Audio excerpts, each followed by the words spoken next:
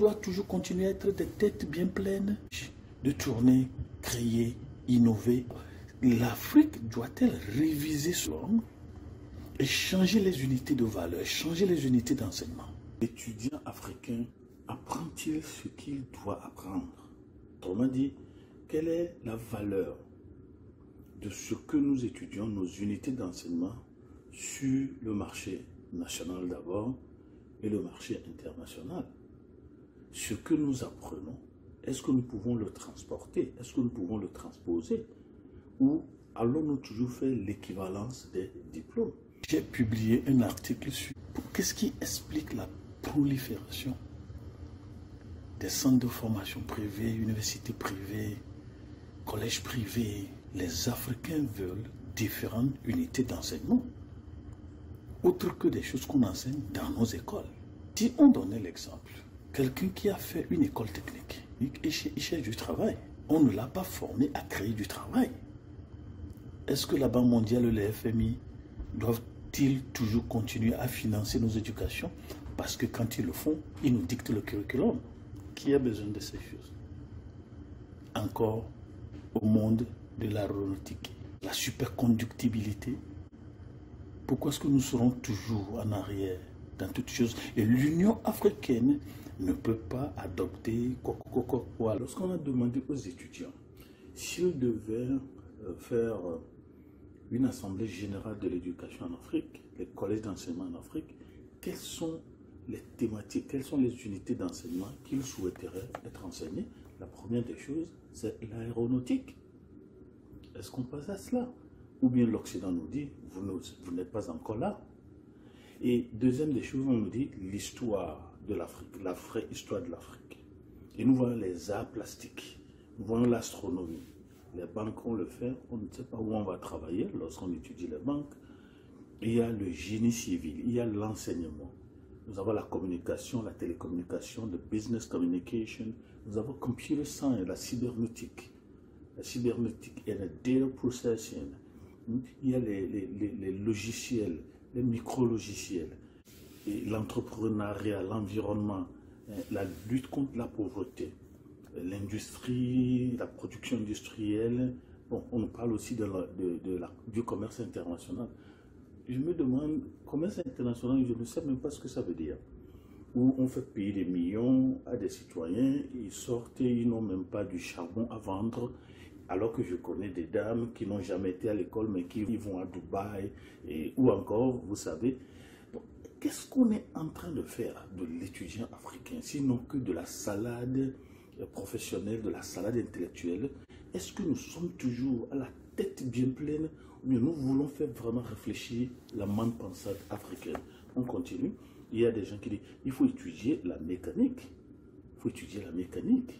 Il faut étudier les mines, des choses comme ça, les sciences politiques qui sont peut-être des tabous dans certaines nations. Il faut de la technologie, il faut de la technologie. Il faut les transports et les logistiques.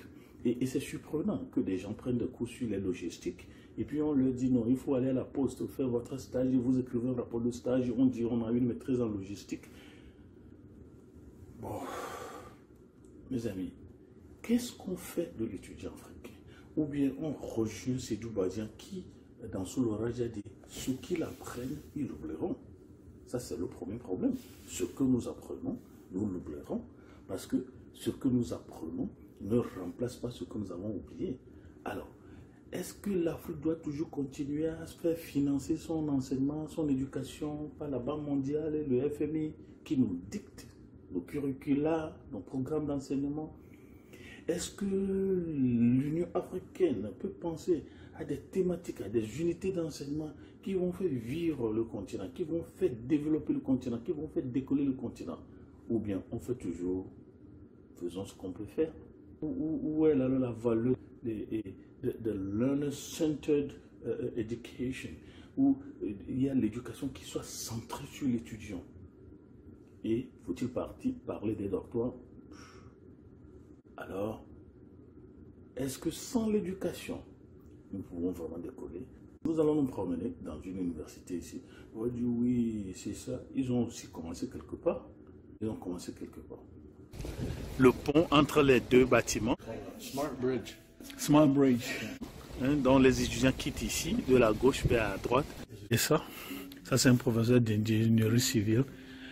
Regardez. Regardez comment c'est joli. C'est beau. Quand vous voyez ça, là, vous allez voir, c'est comme les vagues de l'eau. Donc c'est une idée pour donner l'idée de l'écoulement de l'eau, le mouvement de l'eau. Water lab, you can see the motif, the waves. Vous voyez comment c'est fait. Bon, pour nous, quand on voit ça, on va croire que c'est pour la beauté, c'est pour le décor. Mais en fait, c'est pour enseigner le mouvement de l'eau. Nous avons un professeur ici. And we put these new classrooms in. Yeah. These are student-centric classrooms. Yeah. They're really cool. Teaching class. Nous sommes maintenant à la fin. Regardez. Regardez comment c'est beau, c'est joli. So when I was the associate head, we built this. Donc aujourd'hui, il faut une éducation pratique. On ne peut pas passer 2 heures à parler aux étudiants sans qu'ils ne fassent rien avec leurs mains, avec leur tête. Il est grand temps qu'on quitte la tête bien bourrée vers les têtes bien pensantes. Donc des salles de classe comme ça, où les étudiants s'asseyent en groupe. Comme ça, quand vous donnez des orientations, vous pouvez les dispatcher en groupe et ils vont travailler en groupe. Chaque groupe a son écran.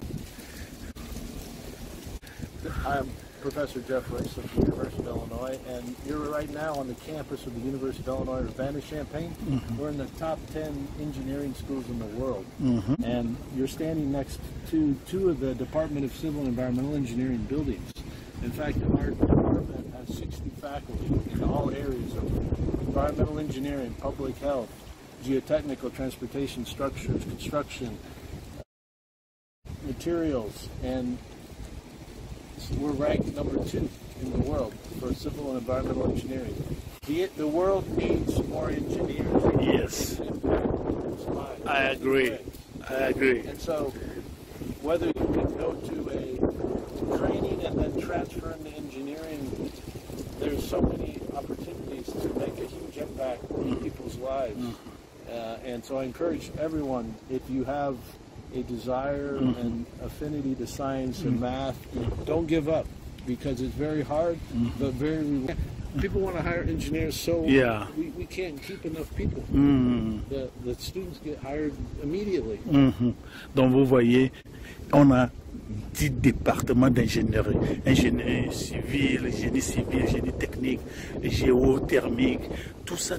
On a besoin aujourd'hui de faire quelque chose de pratique. On ne peut plus aller seulement à l'école pour aller à l'école, aller à des écoles techniques. On sort sans trouver à manger. Est-ce qu'on peut changer l'éducation en Afrique? On a de l'argent, on peut faire ces choses. Vous êtes d'accord avec moi, non?